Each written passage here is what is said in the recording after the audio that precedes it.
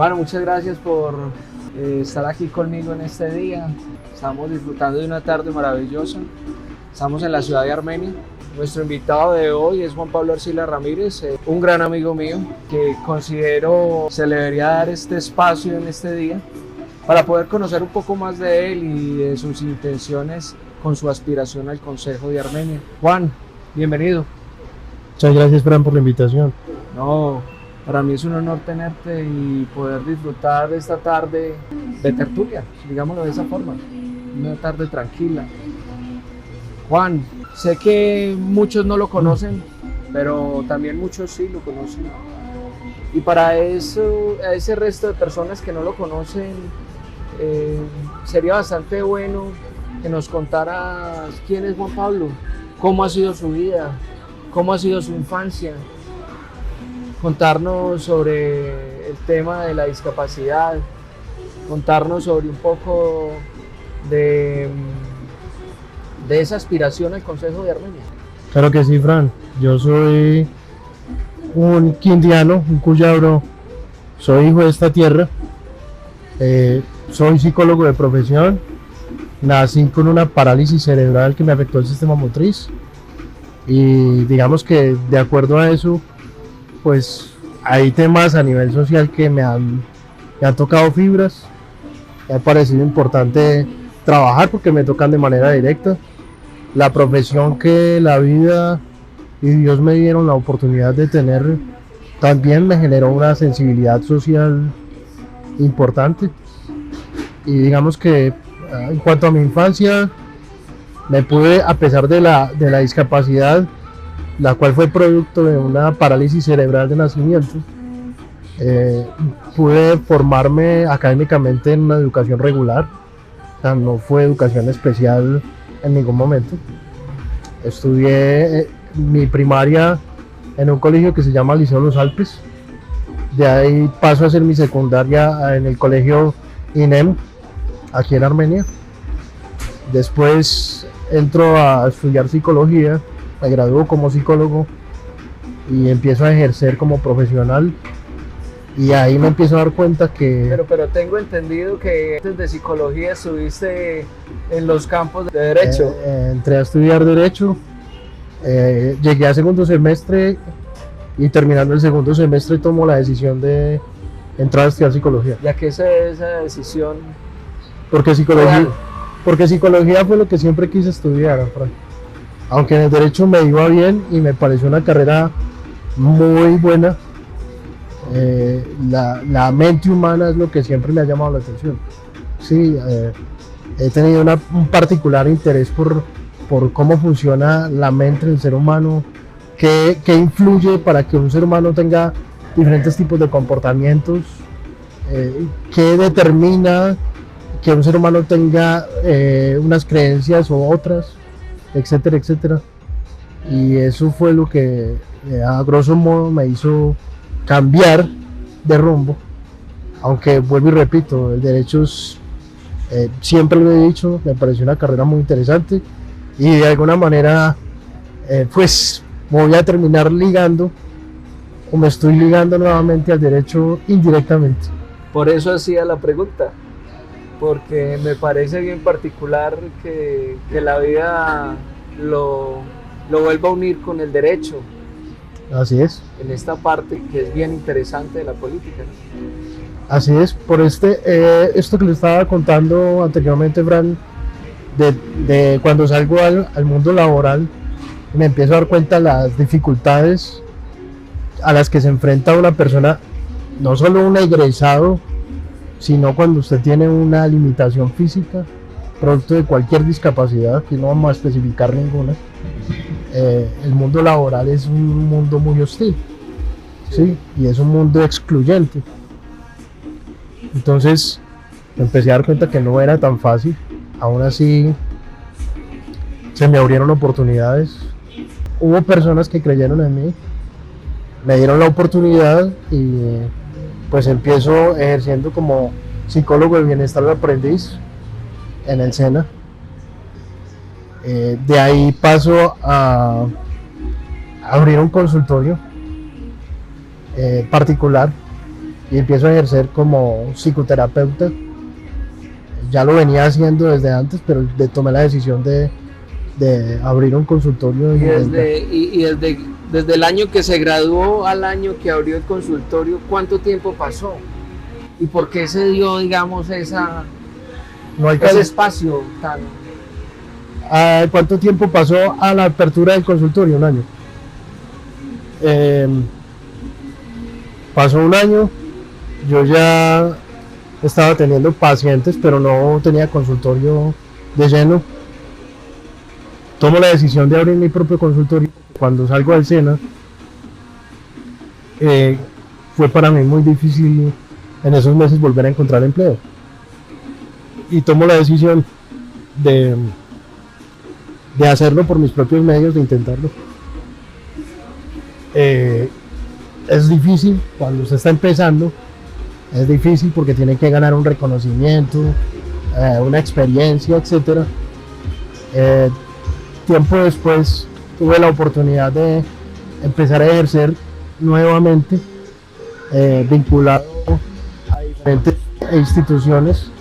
Dentro de esas empecé a asesorar empresas a nivel organizacional, todo lo que tiene que ver con selección de personal, evaluación del clima laboral. La vida lo ha encaminado a ese tipo de experiencias, ¿no? Sí, sí.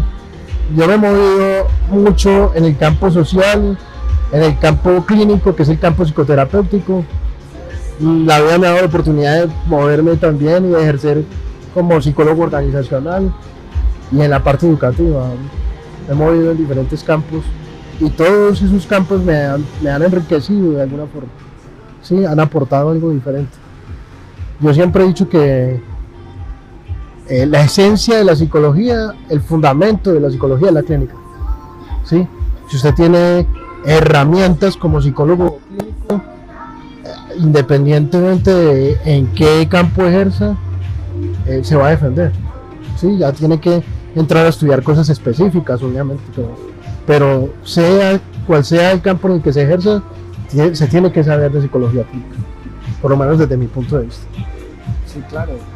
Juan, sé que en los últimos años has venido desarrollando actividades altruistas que han beneficiado no solamente al municipio de Armenia, sino que han beneficiado a algunos sectores del departamento de Quindío. Cuéntenos un poco acerca de esa experiencia y cómo se ha venido desarrollando y por qué usted toma la decisión de desarrollar esta actividad sin recibir nada a cambio más que la satisfacción de ayudar. Fran, esto tiene una raíz muy sencilla y es que cuando yo estaba haciendo las prácticas universitarias, tuve la oportunidad de trabajar en la Secretaría de Desarrollo Social y tuve la oportunidad de formar parte del equipo de la Secretaría de Gobierno, trabajando en una comisaría de familia, y allí se mueve mucho la parte social, se trabaja mucho el componente social y digamos que lo enfrenta uno con la realidad social que se vive en la ciudad, en el departamento y en el país en general. Supongo cuando uno está ya metido se da cuenta de las realidades sociales son muy distintas a las estadísticas que normalmente los entes públicos brindan a la ciudadanía. Sí, sí, se da cuenta uno que las cifras reales no corresponden y también reevalúa muchas cosas, inclusive teorías que ve o que estudia, y las puede empezar a contrastar qué tan válidas son en la realidad, ¿sí? Y se da cuenta que muchas de ellas sí son muy válidas y otras les falta.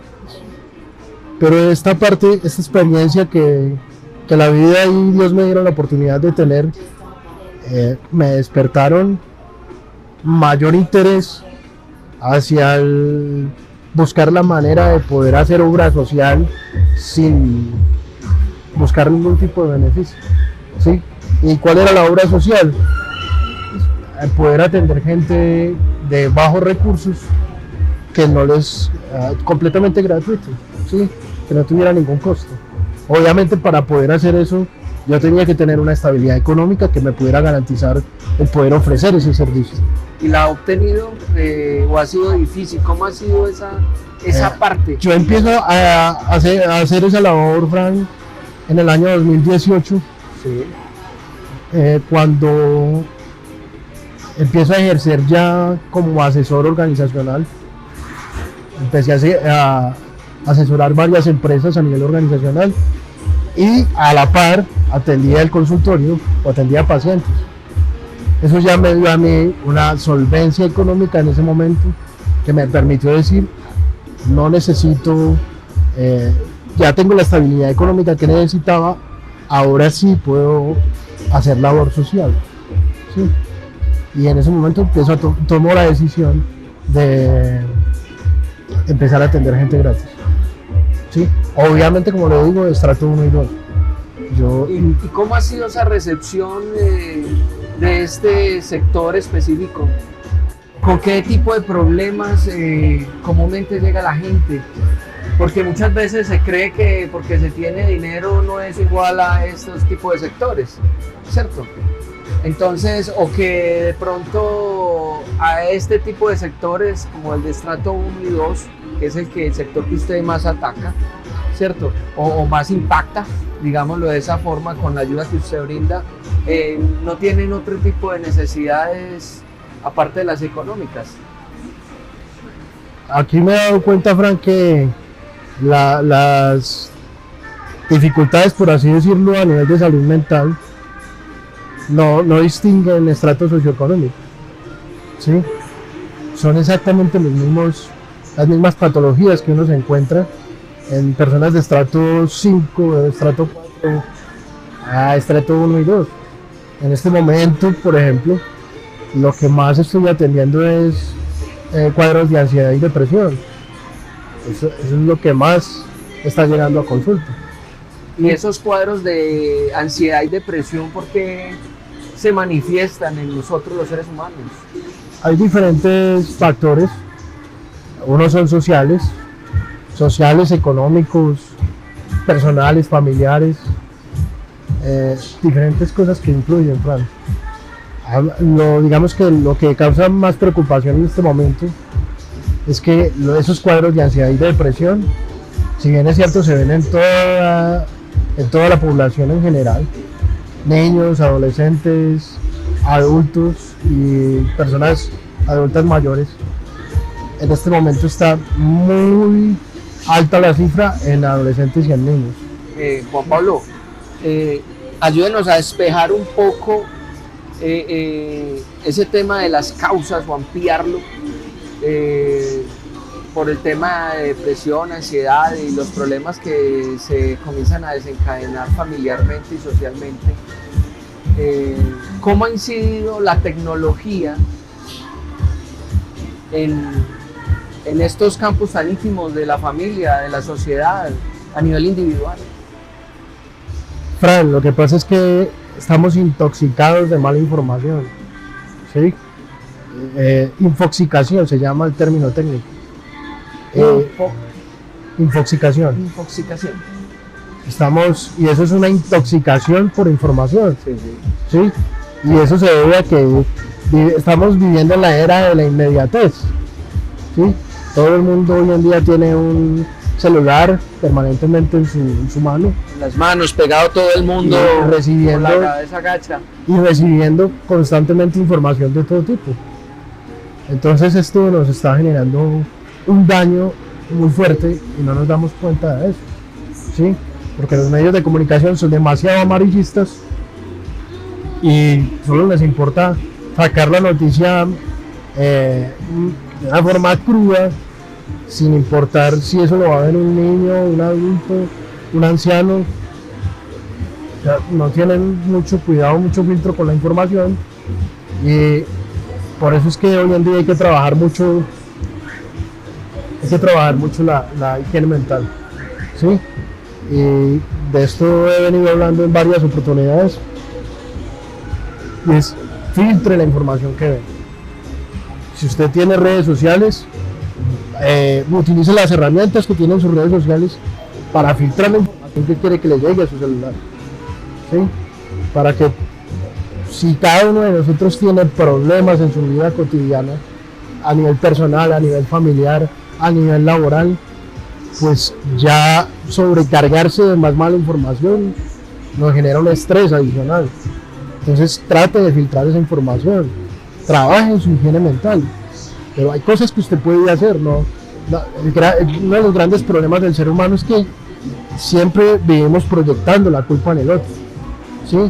Proyectando la responsabilidad afuera, cuando nosotros somos responsables de muchas de las cosas, por no decir de todo, de muchas de las cosas que nos pasan. Y hablando de responsabilidad, Juan, pues no sé, puede ser una percepción errónea, pero siento que los padres tienen mucha responsabilidad al abandonar a sus hijos con un celular para ellos poder hacer otras cosas y que los hijos estén entretenidos en una pantalla.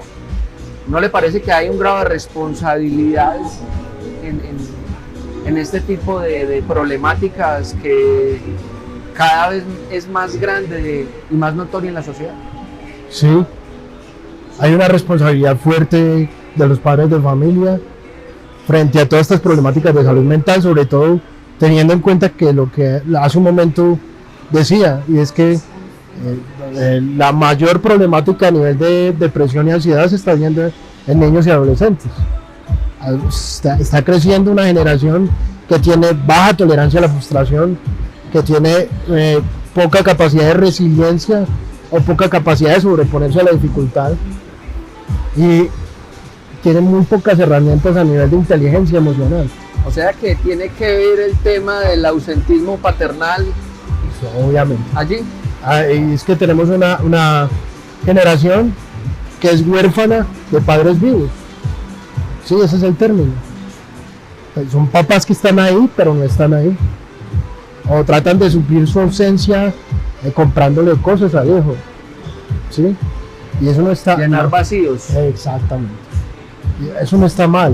O sea, cada papá, cada padre de familia quiere darle lo mejor a su hijo.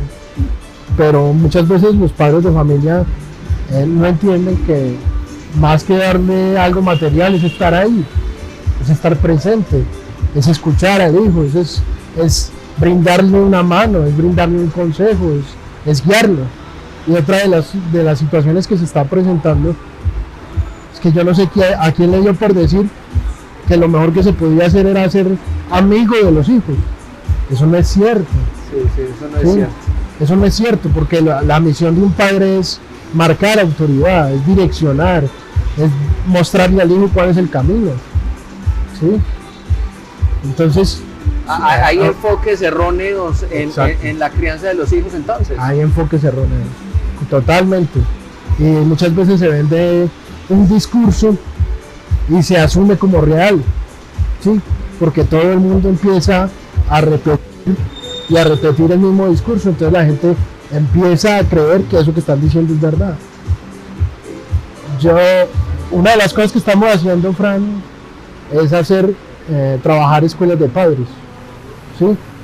¿Y cuál es el fin de esta escuela de padres?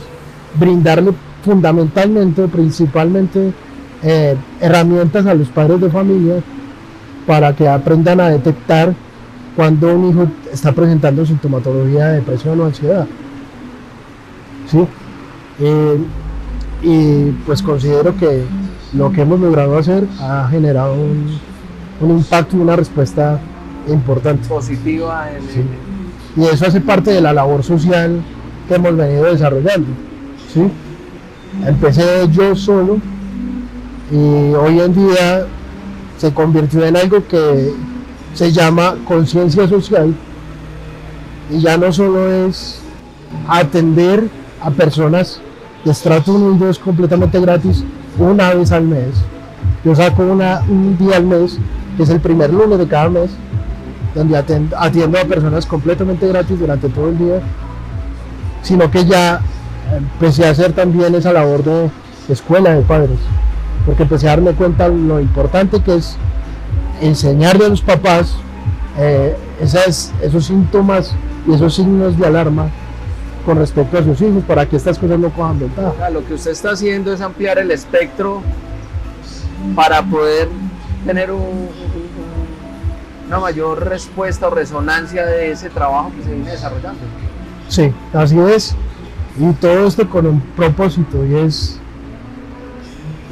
lo que se conoce como inteligencia emocional. ¿Qué es la inteligencia emocional, Juan Pablo? Inteligencia emocional es aprender a gestionar las emociones, ¿sí? En esencia es eso, es enseñarle a los seres humanos a aprender a gestionar las emociones, Fran. ¿Por qué? Esto fue una teoría que desarrolló un psicólogo que se llama Daniel Goleman. Hay un libro que escribió sobre inteligencia emocional y el tipo básicamente lo que dice es que la mayoría de errores que comete el ser humano en su vida es por no saber gestionar las emociones, ¿sí? Y que tener un coeficiente intelectual alto no garantiza el éxito, ¿sí? Entonces que una persona con un coeficiente intelectual más bajo pero con un buen manejo de sus emociones pues generalmente logra mayores niveles de éxito a nivel personal y a nivel profesional que una persona que no sabe manejar sus emociones. O sea que la inteligencia emocional también tiene una raíz y es desde esa crianza de esos papás y de cómo me comienzan a enfocar en la vida. Exactamente. O sea que todo tiene un origen. De ahí sale la idea de empezar a hacer las escuelas de padres. Porque si queremos que los niños y los adolescentes aprendan a gestionar sus emociones, al primero que hay que enseñarle cómo hacerlo es al papá. Es al padre y a la madre, obviamente. ¿Sí? Sí. Es a los padres de familia. Ahí está la raíz.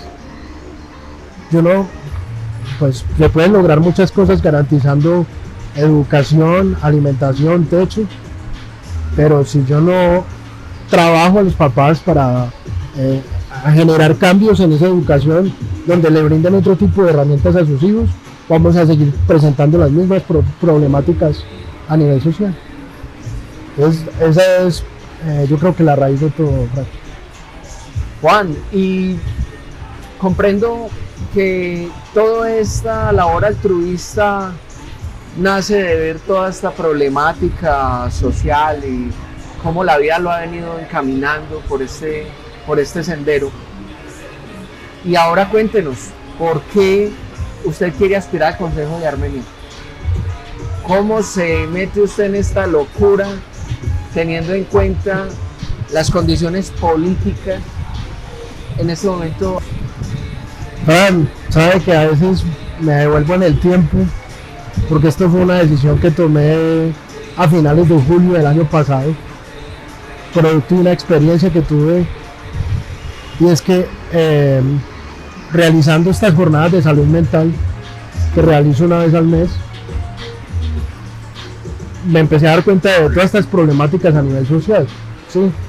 Pero en julio del año pasado particularmente recibí un par de llamadas el mismo día donde dos personas en momentos diferentes me pidieron ayuda porque la necesitaban y me tocó hacer algo que se llama intervención en crisis por teléfono, ¿sí? Para hacer la contención emocional de esas personas. Como una urgencia psicológica. Urgencia psicológica, sí señor. Y producto de esto, cuando me pasa, lo curioso de todo fue que los dos eventos ocurrieron el mismo día, en un lapso de 3-4 horas máximo. Fuerte.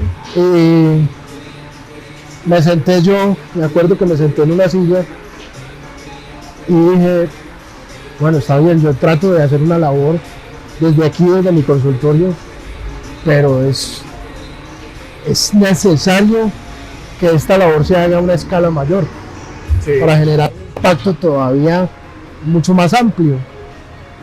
Y lo que se me ocurrió, Fran, porque fue así, la idea que se me vino a la cabeza fue lanzarme como candidato al consejo. Desde ahí empecé a pensarlo, porque yo no tuve nunca la intención de meterme en el mundo político. Pero esa idea me surge ese día, fue tomando fuerza, hasta el momento en que hoy tengo la firme intención de ser, en este momento soy precandidato al consejo y tengo la intención de ser candidato al consejo cuando llegue el momento. ¿Con qué fin? Con el fin obviamente de trabajar por todas estas problemáticas de salud mental que estoy mencionando y también de trabajar por la inclusión laboral y la inclusión a otros niveles de las personas en condición de discapacidad. Sí, porque la falta de conciencia social, frente a la inclusión de personas en condición de discapacidad en este municipio, en el departamento y en el país en general, es muy alta. ¿Sí? Hay leyes al respecto, pero quedaron muy bien en el papel. ¿Sí? En Armenia somos alrededor de 16.000 personas en condición de discapacidad. Eso es una cifra muy alta. Y en el Quindío somos 43.000. No. Entonces, es un número bastante importante y considero que hay que hacer cosas serias para que realmente se abran espacios donde se nos incluya. Pero es necesario que las personas en condición de discapacidad tengamos una representación en lugares como el Consejo, la Asamblea y en diferentes ámbitos políticos. Entonces por eso quiero poner mi nombre y mi hoja de vida a consideración de los ciudadanos para ocupar un lugar en el Consejo de Armenia en las próximas elecciones. Hombre Juan, yo pienso que vas a tener una gran acogida porque yo supongo que si tú me dices que hay 16.000 personas en condición de discapacidad solo en Armenia, son 16.000 familias que han vivido al lado de estas personas toda la falta de oportunidades, toda la falta de inclusión laboral, incluso hasta en temas de salud, supongo, en términos de movilidad, Sí. que brinde la ciudad. O sea, es toda una odisea para una familia. Entonces ya no son 16.000 personas las que impactan esta problemática. Sí, son muchas más personas. Sí, así es. Y espero contar con el apoyo de todas estas personas y también de las personas que no están en condición de discapacidad, pero que consideran que somos una buena opción, porque como lo acabo de decir, también quiero trabajar mucho por la salud mental del municipio y del departamento. Entonces, ¿quieres trabajar por la inclusión, por la salud mental? Son las dos banderas, Las por dos así, banderas que por van a así tener. decirlo, que más quiero trabajar. Además de lo que se hace desde el Consejo, obviamente, que es hacer todo el control político y todo el proceso de revisar y de fiscalizar que los recursos se inviertan en lo que realmente se tienen que invertir y en las diferentes problemáticas que tiene la ciudad, no solo a nivel de salud mental y de inclusión de personas en condición de discapacidad, sino que las problemáticas de la ciudad son muchas. Entonces hay que revisar que los recursos se inviertan donde es y que no se desvíen. Juan, yo quería preguntar, ya un poco metiéndome a temas más específicos, ¿por qué no hay atención en los barrios en términos de urgencias psicológicas? Porque tengo entendido que a la semana son 3, 4 personas que se están suicidando en Armenia, en el departamento del Quindío. De hecho, tengo entendido que somos el municipio con el más alto índice de suicidios en el país. ¿Usted cree que es posible que un concejal pueda abordar este tipo de temas y sobre todo gestionar proyectos para reabrir estos centros de salud que al parecer están las plantas físicas abandonadas, que hay un dinero allí y que no se está utilizando? Cuéntenos un poco, ábranos un poco el espectro. ¿Es posible? ¿No es posible? ¿Lo quiere intentar? Sí, pues no le voy a negar, Frank, que que es una labor ardua, Sí. no es tan fácil, por una sencilla razón. Se puede, claro que se puede, pero tiene que haber voluntad política. Tiene que haber voluntad Esa política. voluntad política tiene que ver con gobernador y alcalde, o Exactamente. alcaldesa, o gobernadora. Exactamente. Tiene que haber una voluntad política del gobernador o la gobernadora, del alcalde o la alcaldesa y de los concejales o de los diputados para que así sea, para que se reactiven estos centros de salud, para que se contrate un equipo interdisciplinario, multidisciplinario que atiendan estos centros de salud y se brinden, por ejemplo en este caso de la salud mental, unas urgencias psicológicas, ¿sí? Pero que la gente no tenga que desplazarse necesariamente a un hospital cuando son urgencias que se pueden atender en su mismo barrio. Esto va a dar un mejor resultado en todo lo que tiene que ver a nivel de salud en general, ¿sí? Lo que llaman salud en mi barrio, ¿sí? Entonces son muchas cosas que se O sea pueden que hacer. es como ampliar la cobertura. Exacto. Se necesita de una voluntad política, incluso estructurarla para que quede con un soporte inamovible, porque considero que con todo lo que me estás diciendo, la salud mental es uno de los pilares a nivel social, ¿sí? No es solamente el derecho, la arquitectura, la salud, sino que la salud mental como tal, que muchas veces no se habla de ella, no sé por qué los políticos como que le huyen al tema, como que no le brindan ese recurso que requiere este tipo de proyectos que deben de tener un impacto mucho mejor dentro de la ciudadanía, que en su mayoría es de estrato 1, 2 y 3. Así es. Hay una frase que a mí me gusta mucho, Fran, y es: si la mente no funciona, no funciona nada. ¿Sí? Porque es la mente la que dirige mi vida. Sí, es lo que yo tengo en mi mente, lo que va a determinar lo que yo termine logrando, o hacia dónde me termine dirigiendo, sea por un camino correcto que me lleve a construirme o por un camino incorrecto que me lleve a autodestruirme.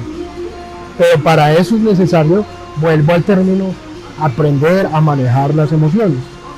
¿Sí? Y todo esto tiene que ver con todo este campo de la salud mental. Ahora, otra de las cosas que me parece importante gestionar es: hay colegios en los que ya se está enseñando la inteligencia emocional, ¿sí? Excelente. Pero se trata de institucionalizar una cátedra de inteligencia emocional, donde ya la empiecen a dar no solo en colegios privados, sino en colegios oficiales. Es más, no solo en colegios. Pienso que tenemos que llegar al punto de que se abra una cátedra universitaria de inteligencia La emocional. inteligencia emocional básica. Pues claro, si esos profesionales del mañana son los que van a dirigir el país, van a tomar las riendas de una sociedad, digámoslo de esa forma, porque una sociedad se rige por esas políticas, ¿cierto? Porque vamos todos como en manada, ¿verdad? No sé si pueda utilizar ese término, pero pienso de que es bien importante que estas personas que en el futuro van a dirigir, pues sepan controlar y manejar esas emociones. Sobre todo teniendo en cuenta que somos un país bastante violento. Sí, ¿Sí? sí. Históricamente somos un país bastante violento y yo pienso que eso tiene que empezar a cambiar. Además, tenemos todas las herramientas para que empiece a cambiar. Si nosotros queremos dejar de ser un país del tercer mundo, como nos llaman los países desarrollados, tenemos que empezar a tener una evolución a nivel psicológico. En estos días veía algo que me llamó mucho la atención y es a un personaje importante diciendo: no tenemos futuro, ¿sí?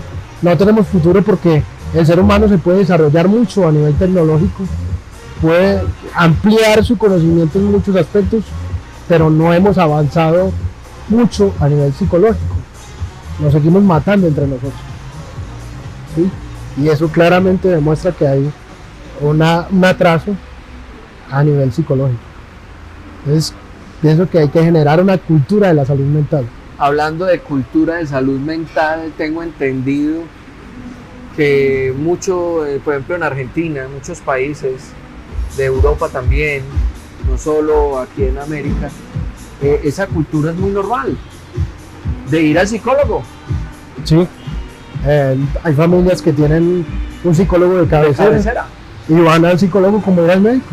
Como ir al médico, sí, señor. Porque le dan la importancia a esa higiene mental de la que estoy hablando. ¿Por qué en Colombia no tenemos esa cultura? Porque todavía tenemos el imaginario social de que el que va al psicólogo o el que va al psiquiatra es que está loco. ¿Sí? Grave, ¿no? Y eso ha ido cambiando. Bueno, eso ha ido cambiando y tengo que resaltar algo que me llama mucho la atención. Y es que la mayoría de mis pacientes son personas entre los 25 y 35 años. 25 y 35 años.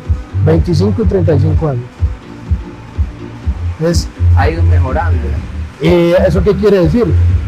Que las generaciones recientes, las generaciones más jóvenes, han tomado más conciencia frente a la importancia de la salud mental. O sea que podemos decir que esta generación es más despierta en términos de psicología, en términos de querer manejar mejor sus emociones. O sea, hay una parte que es la que nos está nublando, que es la parte tecnológica, pero por otro lado también hay algún grado de conciencia en cuanto a la salud mental. No sé si más despierta, pero sí hay un mayor interés. Ahora, que haya un mayor interés no quiere decir que tampoco no hayan personas mayores, porque las hay, y yo tengo pacientes de mucha más edad, de 60, 70, 75 años. Una persona de 60, 70 años que diga necesito ayuda psicológica es porque tiene un nivel de conciencia. Eso es difícil encontrarlo, verlo. Sí, pero se da y se está dando con mucha frecuencia. ¿Sí? Hablando, Juan Pablo, de esta parte de salud mental, es un tema que toqué hace un momento y es el tema de los suicidios. ¿Cómo es el tema de esas cifras de hombres y mujeres aproximadas? ¿Se suicidan más los hombres o se suicidan más las mujeres? Cuéntenos, amplíanos un poco la información respecto al tema y por qué. Lo primero es decir que estamos, como usted lo decía, no somos el primer lugar, pero estamos entre los primeros lugares del suicidio en todo el país. Y el porcentaje es 4 por 1, más o menos. ¿Sí? Por cada mujer se suicidan 4 hombres. Entonces, somos mayor porcentaje. Se suicidan más los hombres que las mujeres. ¿Y eso a qué se debe, Juan? Pues esto también tiene una explicación, Fran, es que las que más buscan acompañamiento psicológico o consultan por temas que tienen que ver con salud mental son las mujeres. ¿Sí? Las mujeres tienen más apertura a trabajar este componente psicológico, a conocer sus emociones, a entender por qué reaccionan como reaccionan, por qué piensan como piensan. El hombre es un poco más cerrado frente a este tema. Al hombre le cuesta mucho más abrirse, al hombre le cuesta mucho más contar sus dificultades. Por los estigmas sociales que nos ponen desde pequeños, supongo que. Por los estigmas, por las creencias. Una de ellas es la frase clásica que uno escuchaba en las abuelas: los hombres no lloran. ¿Sí? Párese, mi hijito, no llore, que los hombres no lloran.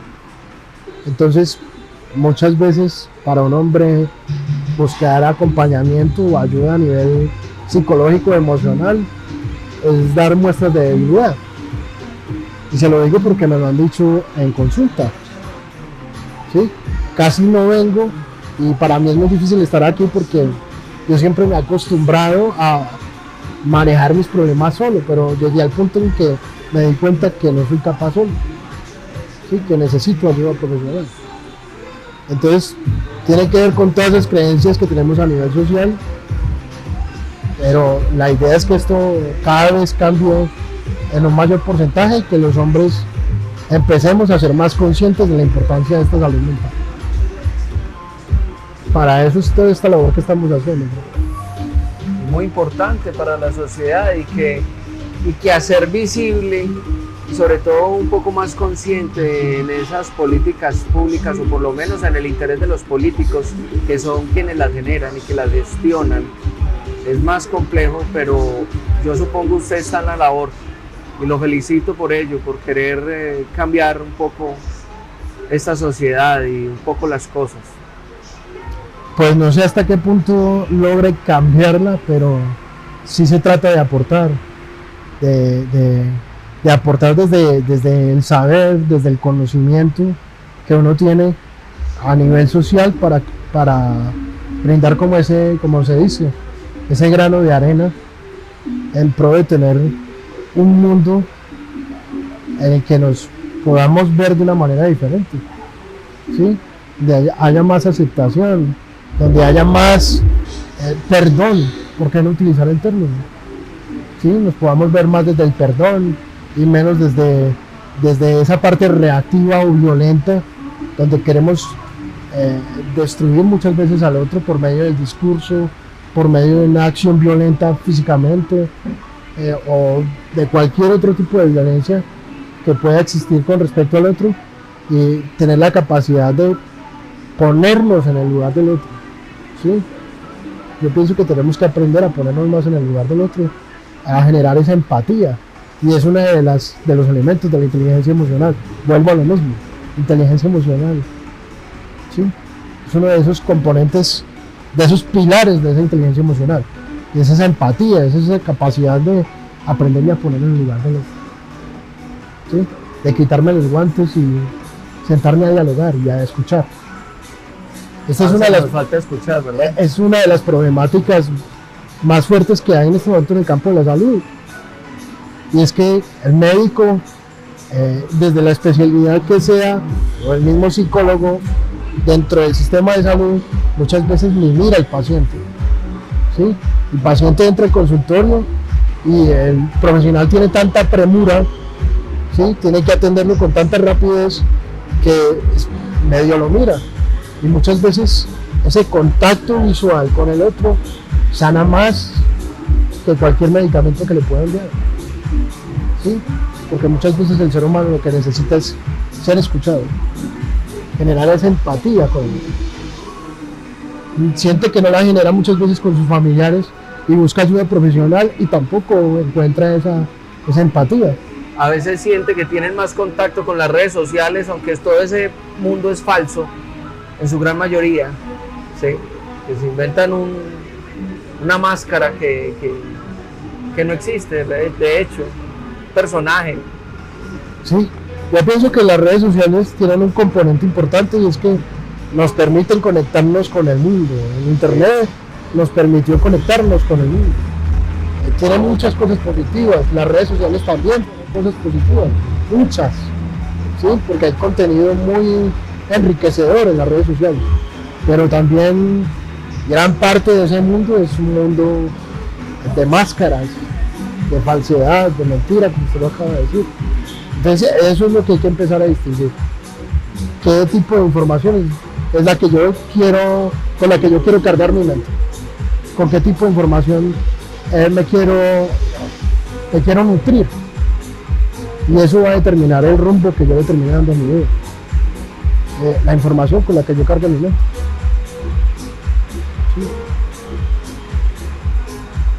Sí. Es maravilloso que podamos escucharlo, Juan, ampliándonos un poco más sobre todas estas problemáticas y sobre todas las cosas que has hecho y que quieres maximizar, digámoslo, en el consejo. Digamos que en esta aspiración al consejo, usted en este momento se ha atrevido a analizar el tema de, también, ¿por qué no?, de infraestructura, tema de movilidad de la ciudad. ¿Es fácil para usted, con la discapacidad que tiene, subirse a un bus, bajarse de un bus, andar por los andenes? Cuénteme un poco cómo es un día cuando Juan Pablo sale a movilizarse por la ciudad? Es complejo. Es complejo porque yo me muevo mucho en transporte público, abordo bus con mucha frecuencia y el transporte público no es inclusivo. Han hecho intentos de que se vuelva inclusivo, pero realmente falta. Los buses tienen una rampa, no todos, pero esa rampa solo la utilizan para personas en silla de ruedas. Y hay personas que no estamos en silla de ruedas, como en mi caso, que yo camino con un bastón de apoyo, pero a veces me cuesta trabajo subirme a un bus. Y el conductor me dice, venga, yo le bajo la rampa para que se suba. Eso no pasa. Eso no pasa. Eso no pasa. Yo me defiendo y le agradezco a la vida que me enseñó a defenderme, adaptarme al medio. ¿Sí? Porque eso me permitió adquirir otras herramientas. Pero tenemos que llegar al punto en que está Europa, que es cada vez más inclusivo. ¿Sí? Los medios de transporte son muy inclusivos. Usted no tiene que hacer el más mínimo esfuerzo para... Casi todo a nivel para personas en condición de discapacidad. Exactamente. Entonces, y sin hablar de los andenes, también se ha hecho intentos de que muchos de los andenes de la ciudad tengan rampa para que uno no tenga que subir y bajar, que no le cueste mayor dificultad, pero hay muchos que no lo tienen. ¿Sí? Y hay andenes en muy malas condiciones, hay huecos, condiciones. Hay desniveles. Y fuera de eso, en tan malas condiciones que muchas veces me toca bajarme del andén y caminar por la ciclorruta. Y mirar que no venga... O sea, está poniendo en riesgo su vida, su integridad física. Sí, porque me toca mirar que no venga ningún ciclista y me vaya a levantar. Entonces, me toca meterme por la ciclorruta para poder caminar porque los andenes tienen tanto desnivel que a veces me cuesta. ¿Sí? Hay andenes que es muy difícil, a los que es muy difícil poderse subir o poder bajar de ellos. Inclusive en algunas ocasiones intentándolo hacer, me he caído. En algunas ocasiones me he caído y me toca pararme, sobarme y continuar. ¿Sí? Es complejo, entonces ¿cómo hacen las personas?